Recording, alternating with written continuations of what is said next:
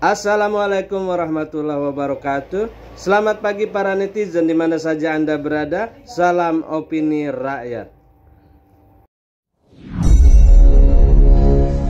IKN bukan maunya presiden, tetapi ini keputusan rakyat. Wah, dengar kalimat itu rasanya mau ngomong kotor, tapi sudah kotor orangnya, mau diapain lagi? Itulah NPD, penyakit kejiwaan yang dirinya selalu tidak mau disalahkan. Orang lain yang disalahkan. Kalau benar, hanya dirinya. Gaslighting yang membuat orang normal itu bingung. Ditutupi kelemahan dirinya dengan love bombing, bagi-bagi jabatan, bagi para penjilat di sekelilingnya, bagi-bagi bansos agar dirinya bercitra baik, sehingga otak rakyat jelata ketutup bansos dan narasi baik. Mereka berkomentar, dia baik kok, ini gue dapat beras, dikasih bansos sama dia. Pak, Bu, bansos itu bukan dari presiden, itu dari pajak rakyat, itu negara ngutang, utang negara yang harus kalian tanggung. Presiden bagi-bagi itu cuma pencitraan, karena dengan memberi diharap kalian mencintainya dan memilihnya. Sesungguhnya dia memanipulasi otak kalian. Ini ibarat cerita rakyat. Ada rakyat lapar menghadap raja.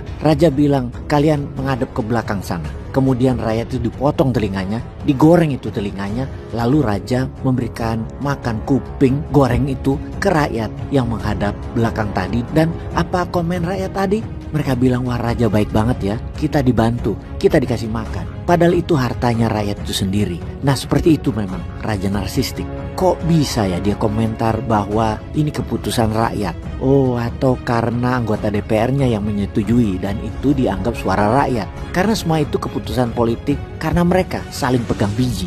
Dimainkanlah narasi bahwa ini keputusan rakyat. Fakta historis dan politisnya memang 93% anggota fraksi di DPR menyetujui, yang mana itu adalah fakta hukum yang merupakan representasi kemauan rakyat. Tapi kita perlu ingat bahwa semua orang sedunia hampir mengetahui bahwa DPR RI di masa Jokowi adalah tukang stempel dan pemandu hore eksekutif. Ramai di komisi bungkam di paripurna. Selesai kong kali kong, happy together. Undang-Undang nomor 3 tahun 2002 tentang IKN dibuat dengan super cepat, hanya 41 hari saja. Ada kesan kejar tayang agar IKN segera memiliki sandaran hukum, meski perpindahan itu sendiri digantungkan pada terbitnya Kepres. Kebut-kebutan ini yang menyebabkan status ibu kota Jakarta cepat dicabut dengan mengubah daerah khusus ibu kota DKI Jakarta menjadi daerah khusus Jakarta.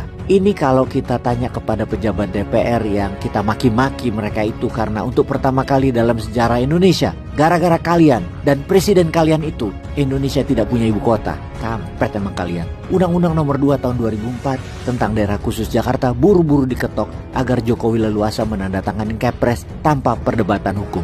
Ia ingin soal IKN sepenuhnya kewenangan otoritatif dirinya, baik kapan pindah, siapa investor maupun pejabat yang diangkat sebagai kepala otorita IKN. Pindah ibu kota negara adalah proyek Jokowi dengan bantuan penasehat termasuk para dukun kayaknya. Triliunan rupiah dan APBN digelontorkan untuk memenuhi ambisi Jokowi tersebut. Kini menjelang akhir jabatan, target untuk pindah gagal dipenuhi. Jokowi tidak menandatangani Kepres karena memang nyatanya belum siap untuk pindah. Jokowi mencari celah untuk melepas tanggung jawab. Satu-satunya pihak yang bisa dikambing hitamkan adalah DPR. Narasinya adalah pindah ibu kota itu kemauan seluruh rakyat.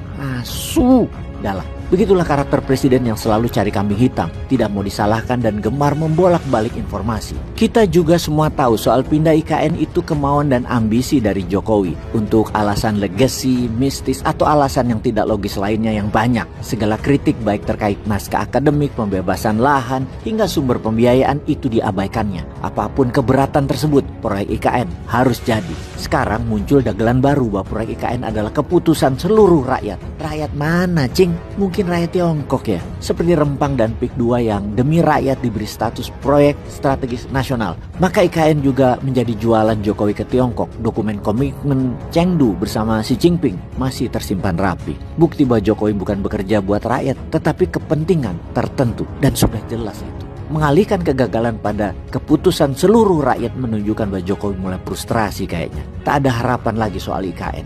Sebagaimana kasus dugaan korupsi dana COVID-19, maka kasus pembiayaan IKN harus diperiksa atas kemungkinan kerugian negara tersebut. Tambah delik pengkhianatan negara kalau perlu. Peace. Kita mau memindahkan PNS kita, ASN kita ke sini aja. Kita semuanya harus berhitung. Lah, kemarin kau nggak hitung dulu. sekarang baru ngomel. Tidurnya di mana? Tidurnya ya di hutan. Anak-anaknya sekolah di mana? Sekolah di atas pohon. Kalau sakit, rumah sakitnya siap atau tidak siap? Pakai mantra-mantra aja, Mul.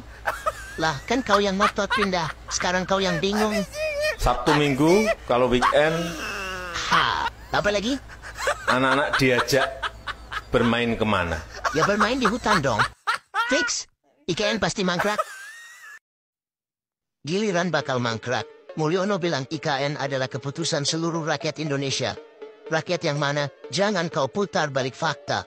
Mau ngeles kau ya? Atau mau cuci tangan kau ya? Mana investor yang kau bilang ada ratusan? Dasar tukang kibul.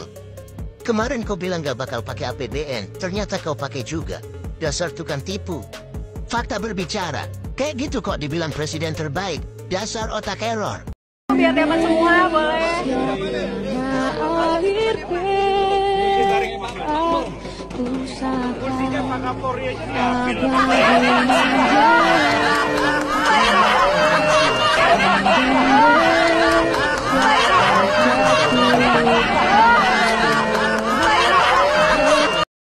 Sobat netizen, apa pendapat Anda? Silahkan ditulis di kolom komentar. Terima kasih telah menyaksikan video ini sampai selesai. Salam hormat. Wassalamualaikum warahmatullahi wabarakatuh.